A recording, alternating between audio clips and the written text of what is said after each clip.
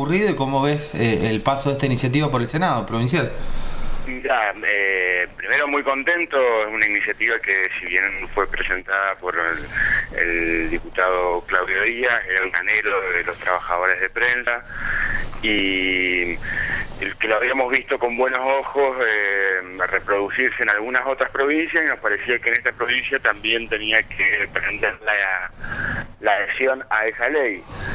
La ley prevé que todas las reparticiones públicas dependientes del Ejecutivo, tanto entes autárquicos o empresas con participación del Estado, para poder pautar oficialmente con medios periodísticos de cualquier soporte, tengan que acreditar el cumplimiento de sus obligaciones laborales para con los empleados y para con los trabajadores y aportes previsionales, de salud y sobre todo los convenios colectivos y demás. Uh-huh. Teniendo en cuenta que las empresas periodísticas de Mendoza no solo no cumplen con los convenios colectivos de trabajo, con algunos convenios colectivos de trabajo, puntualmente el de prensa, y además teniendo en cuenta que no respetan condiciones básicas de las que gozan la mayoría de los trabajadores, que es como por ejemplo la negociación por actividad, nos parecía muy importante que el Ejecutivo, que está enterado ya de la situación de prensa, tenga la posibilidad de exigirle a las empresas, de alguna manera, que cumpla con la ley.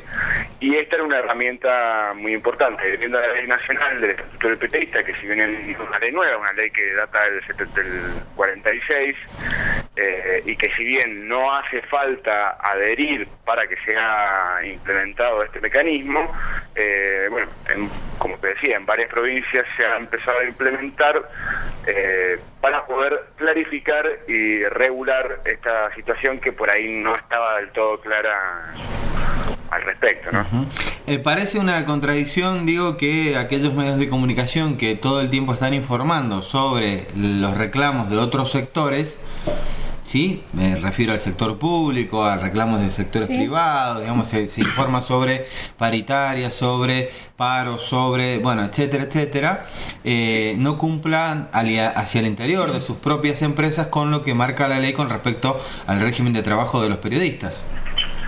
Sí, digo, hablan también sobre el trabajo en negro. Uh-huh. y critican fuertemente algunas medidas o algunas faltas de controles al respecto de cómo puede ser que haya trabajo en negro, trabajo esclavo. Nosotros, los trabajadores de prensa de la provincia, me parece que nos consideramos en una situación de precariedad absoluta en este momento, con sueldos del 70% de los trabajadores que no llegan a 3.500 o que pasan apenas los 3.500 pesos, cuando nuestro convenio colectivo prevé que para ese 70% de trabajadores deberían estar cobrando 6.000, casi 6.500 pesos. Uh-huh. Promedio, digo, ¿no? Porque hay un artículo del convenio colectivo que es el que no quieren cumplir las empresas y el que habla de que el salario inicial del trabajador de prensa se corresponde a 2 veces la canasta básica. Claro, 2 veces el salario mínimo. El salario mínimo, perdón. Uh-huh. Claro, la categoría inicial y después se va subiendo por porcentajes, según suben las categorías, prevé que es 2 sueldos mínimos vitales y móviles. Ese es el artículo 58 que las empresas no cumplen. Claro, bueno explicarlo eso, Diego, que prácticamente nadie, sobre todo en los medios gráficos, se eterniza como aspirante, que es la categoría inicial. De manera que lo que vos estás diciendo, que el 70% está por debajo de ese nivel, es verdaderamente gravísimo. No, estamos hablando de personas que no están en la categoría inicial, sino que están... Claro. O sea, teniendo en cuenta que... Por eso lo señalaba, claro. Claro, la mayoría son, casi el 70% de los trabajadores tienen su bono de sueldo la categoría cronista o redactor. Claro, la cronista es la tercera, porque están aspirante, reportero, cronista, ¿verdad? Y redactor. Y redactor la cuarta. Para llegar a redactor, hay que Pero decir. además teniendo en cuenta, sobre todo, que algunas personas, por ejemplo, están como aspirantes, siendo que cumplen funciones hace mucho tiempo de redactor. Esa es la otra. O cronistas que, o personas que tienen en su bono de sueldo que dice cronista, pero que cumplen funciones de editor, que son 3 categorías más arriba. O sea, hay un desfasaje muy grande con respecto a lo que marca la ley al respecto de la actividad de prensa en la provincia de Mendoza. Y también está apareciendo la figura, o hace rato que ya apareció la figura del multiplataforma, que es aquel periodista que es utilizado por un mismo sueldo para cubrir distintas actividades, ¿no? Sacar la nota, hacer la nota, redactarla, digo, sacar la foto y además incluso grabar el videito para el online, porque ahí ya los medios se han diversificado, entonces no solamente tienen el papel o la radio, sino que también está el online. Sí, esto las empresas acusan o se escudan diciendo que las nuevas tecnologías, que el tiempo ha cambiado, que bueno, a partir de los cambios tecnológicos, los periodistas también deberíamos modernizarnos, los trabajadores deberíamos aceptar algunas condiciones. Bueno, es que esto fue lo que se intentó hacer, este periodista en una plataforma que vos decís, fue una situación que se intentó establecer con el convenio colectivo a la baja que los trabajadores de prensa logramos voltear hace menos de un año. Pero, digo, esto, ¿por qué es importante mencionarlo? Porque el convenio colectivo de trabajo que ellos aducen, que es del 75 y que no contempla estas situaciones, mentira, digo. O sea, cuando te pones a leer el convenio colectivo de trabajo, prevé un montón de situaciones, inclusive la de los cambios tecnológicos.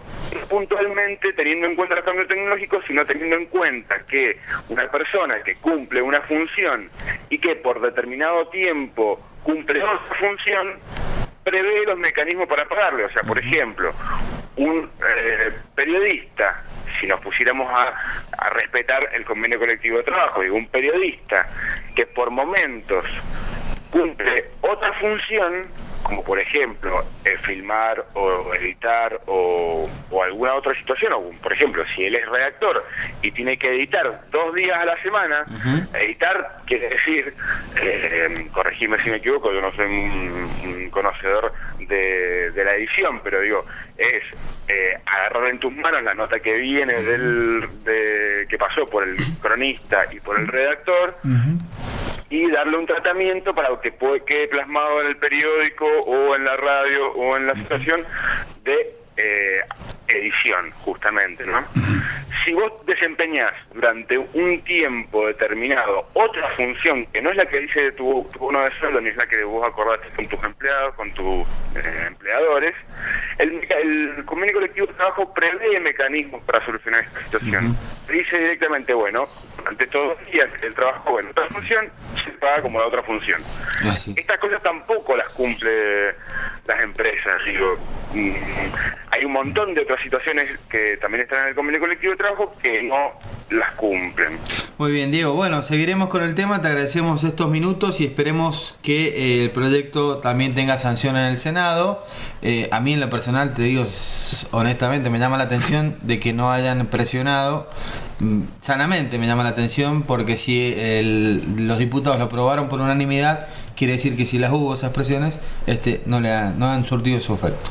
Me parece que el Senado ha dado muestras de una responsabilidad y una seriedad al tratar este tema que, como decíamos en un momento, digo, no solo beneficia a los trabajadores de prensa puntualmente, sino a toda la sociedad, dando más claridad al respecto de las condiciones de trabajo y las condiciones en las que las empresas tratan a sus trabajadores y a los periodistas, que son las personas que finalmente trasladan la información a la sociedad, ¿no? Así es. Diego, muchas gracias. Un abrazo.